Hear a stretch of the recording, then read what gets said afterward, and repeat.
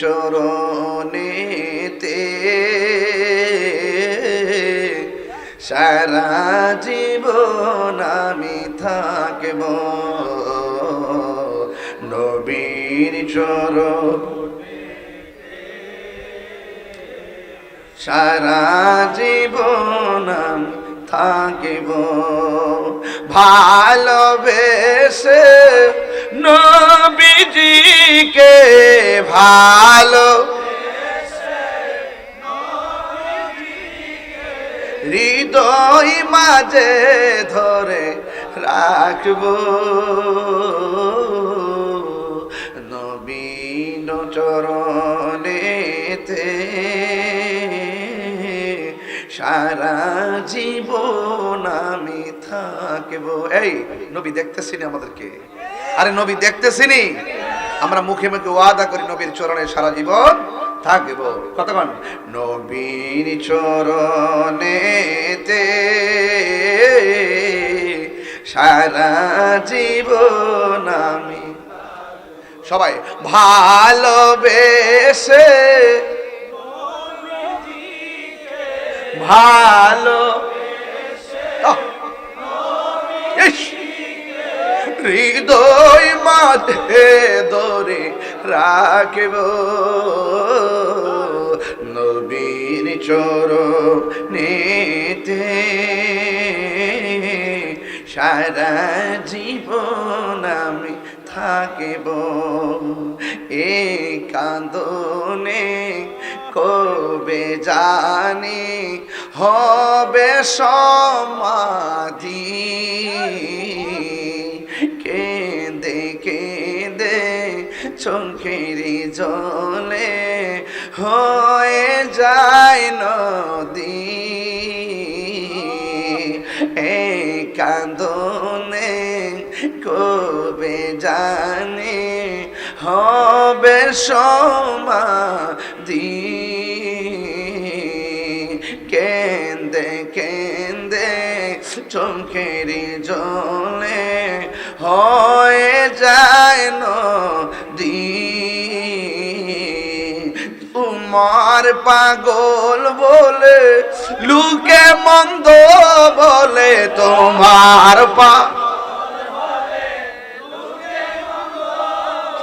বলো কু তোমায় ভালো বাসব, নবীর চরণে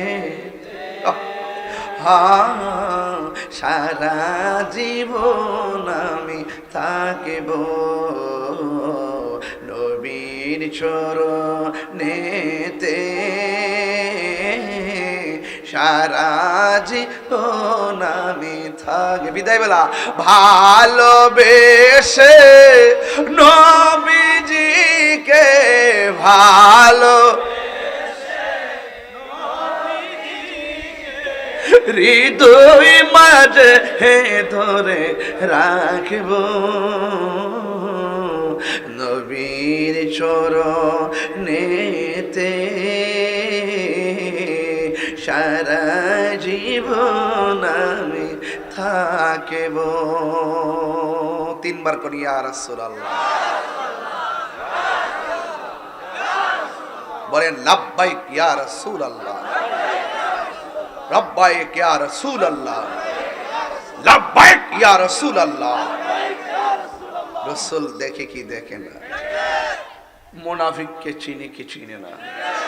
মুমিনকে চিনে কি চিনে না? আজকে আমাকে বিষয় দিয়েছেন মুমিন আর মুনাফিকের স্বরূপ উন্মোচন করার জন্য। মুনাফিক ইদানিং 1.5 বছরে বহুত বাংলাদেশে ডেলিভারি হয়েছে। সারা জীবন ছিল কিছু কিছু মানুষের লুঙ্গির তলে, লুঙ্গির তলে থেকে থেকে চা বিস্কিট খেয়েছে। সুযোগ পায় আবার সেই চা বিস্কিট ওয়ালার মুখে আবার যারা চা বিস্কিট খাওয়াইছে তাদের মুখে আবার বিষ ঢেলে দিছে। মুনাফিক সমাজ ভরে গেছে। যখন দেখছি ওই মুনাফিকরা মন্দির পিছনে রাখিয়া সামনে দাঁড়ায় রোজ আর পূজায় কতই, এটা এরা কি মোমেন না মুনাফিক? আবার আরেক মৌলবী কইতাছে যে হিন্দুদেরকে মুশরিক কোন যাইতো না।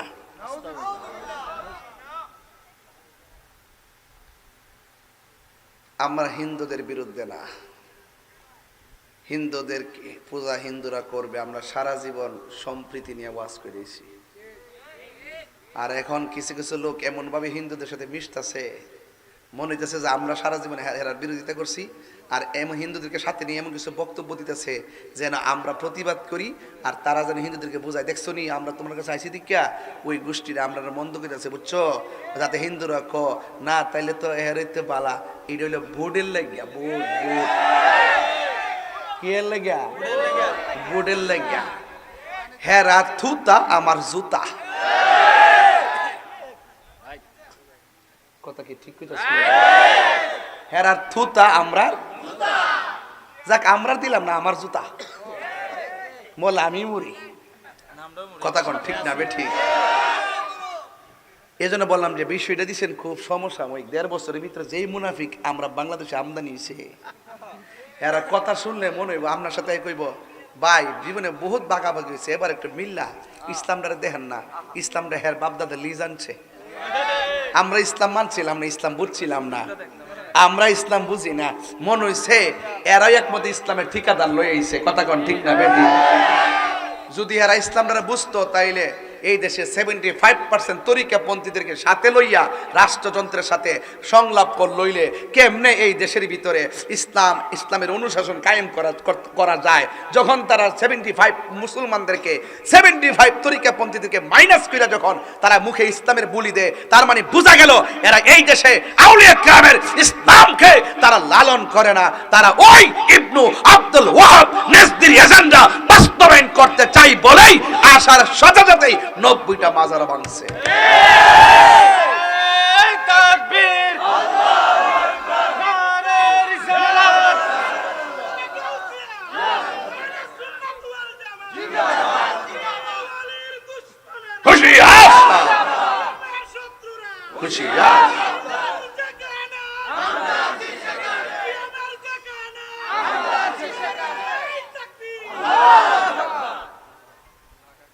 আমি ইন্টারিম গভর্নমেন্টকে পরিষ্কার ভাষায় বইলা দেই, এই দেশে ধর্মীয় যে কোনো সিদ্ধান্ত 75% তরিকাপন্থীদের ছাড়া নেওয়া যাবে না, নিতে দেওয়া হবে না, কথা বলেন ঠিক কিনা বলেন?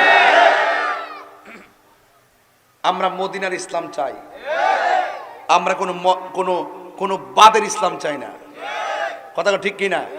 আমরা মওদুদিবাদের ইসলাম চাই না, যার 39টা 40টা কুফরি আকীদা থাকার পরও তাকে আকাবের বানাইয়া তাকে প্রেজেন্টেশন কইরা এই দেশে আইসা তেল মাইখা কথা বইলা কোন রকম ভাবে প্রসেসিং কইরা আমরা মাইনাস ফর্মুলা রাইখা যারা ষড়যন্ত্র করতেছে, একটা কথা তাদেরকে বলে দেই, ইন্নাল্লাহা ইউমাহিলু ওয়ালা ইয়ামহুল, ইন্নাল্লাহা ইউমাহিলু ওয়ালা ইয়ামহুল। আল্লাহ ছাড় দেয় কিন্তু ছেড়ে দেয় না।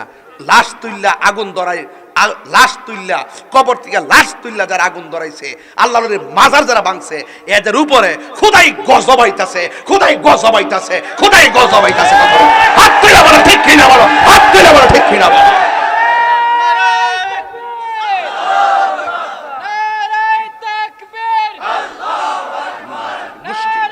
মুনাফিকের গোষ্ঠী।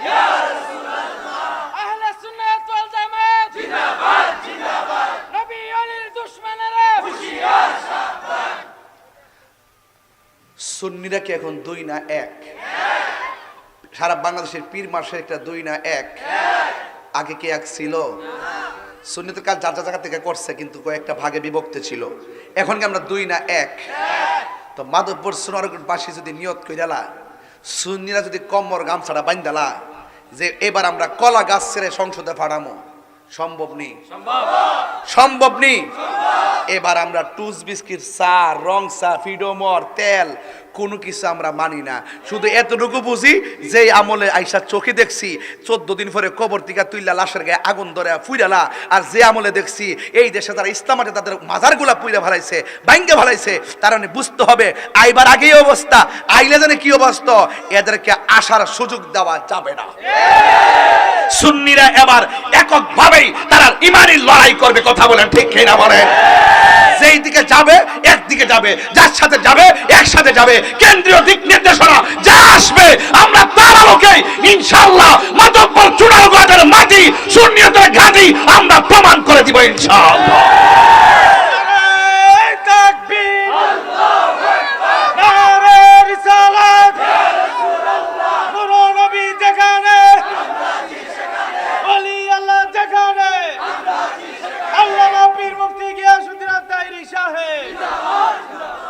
বলুন আমরা কি মুমিন না মুনাফিক?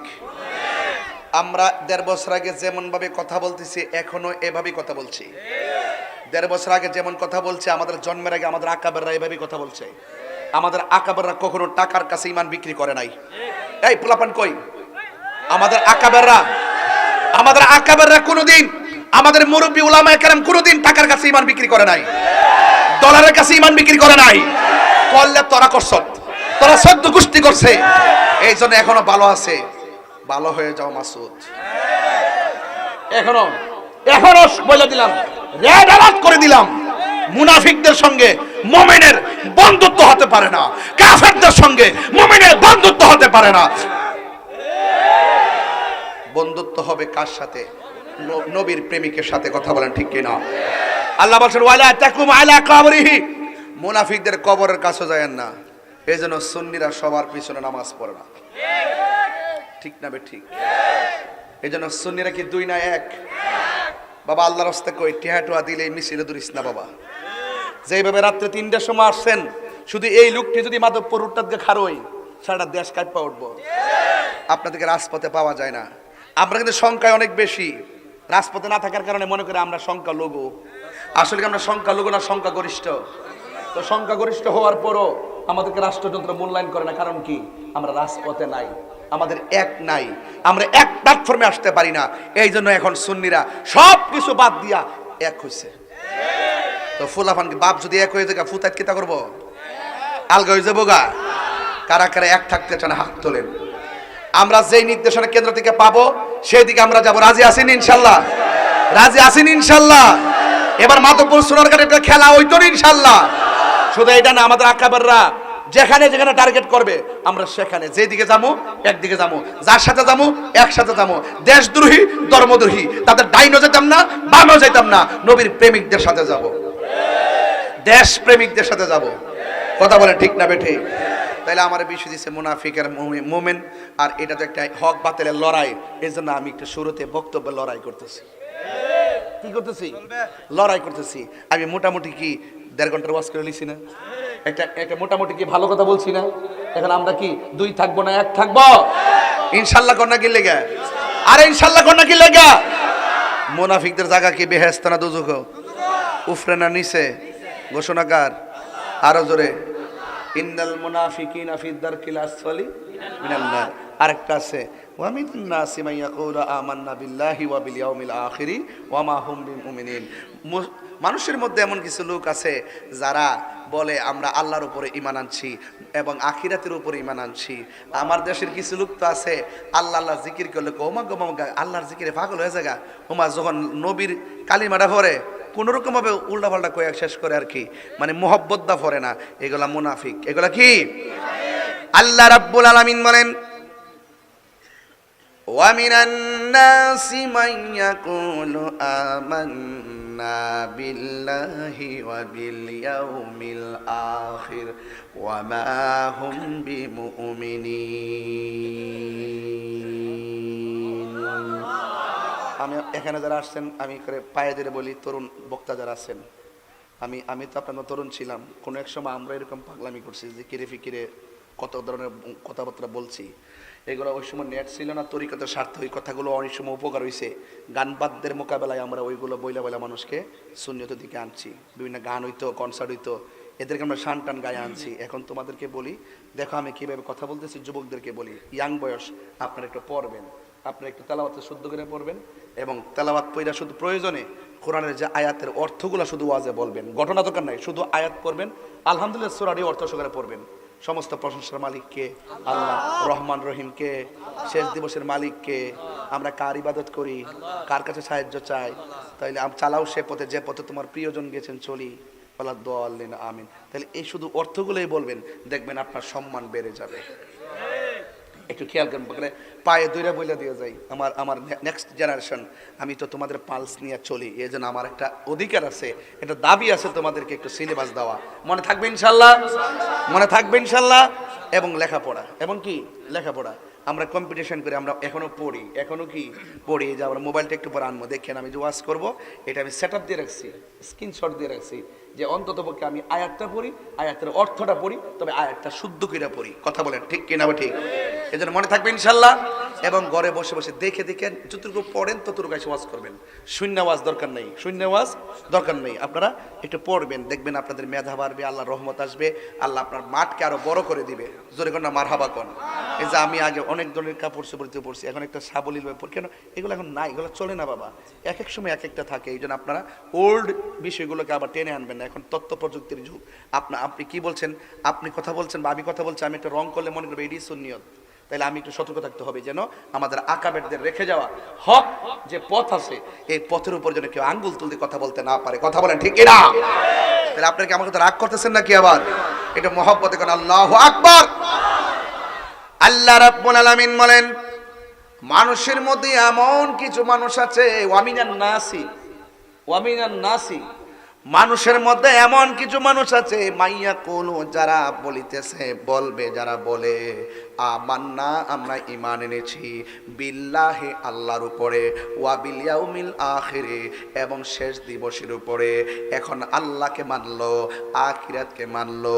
আমরা তো জানি আমানতু বিল্লাহ, আমরা বিশ্বাস করেছি আল্লাহর উপরে, ওয়া আমানতু বিল্লাহি ওয়া মালাইকাতিহি, এবং ফেরেশতাদের উপরে, রাসূলদের উপরে, নবীদের উপরে, আখিরাতের উপরে, ফেরেশতাদের উপরে, আসমানি কিতাব সময়ের উপরে, সব মানলো। এখানে দুইটা জিনিস মেনে গেছে। মানুষের মধ্যে এমন কিছু মানুষ আছে যারা বলে আমরা ঈমান এনেছি আল্লাহর উপরে, ওয়া বিল ইয়াউমিল আখিরি, এবং শেষ দিবসের উপরে আমরা ঈমান আনলাম। আল্লাহকে, ও বন্ধু, যারা আপনার সামনে এসে আমার স্লোগান দিতেছে, আপনি দেখতেছেন তাদের মুখের মধ্যে আমি আল্লাহর নাম, কিন্তু তাদের অন্তরের ভিতরে আপনি নবীর বিরোধিতা রয়েছে। এই জন্য আমি আল্লাহকে মানার নাম মুমিন নয়, আপনি নবীকে মানার নামই হলো মুমিন। কথা বলেন ঠিক কিনা? এই জন্য আল্লাহ বলে, ওয়া মা হুম বিমুমিনিন।